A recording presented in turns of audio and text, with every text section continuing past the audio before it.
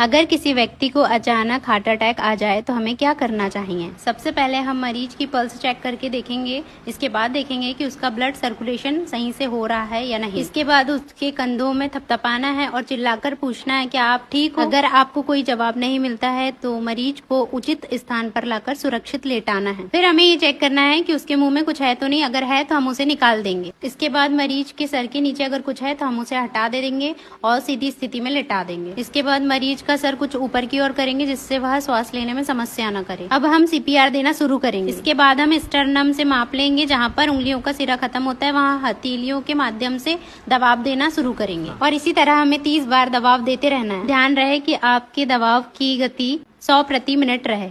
इसी के बाद आपको 30 बार दबाव देने के बाद 2 बार ब्रीथिंग देना है। अगर आपके पास एम्बोमार्क्स हो तो आप ब्रीथिंग उससे दे सकते हैं, नहीं तो माउथ टू माउथ ब्रीथिंग दे सकते हैं। इसके बाद आपको फिर से सीपीआर देना चालू रखना है जब तक मरीज का रिस्पांस ना आ जाए। अगर इसके बाद मरीज का जवाब आता है तो नजदीकी चिकित्सालय में जाकर उसका इलाज करवाना है।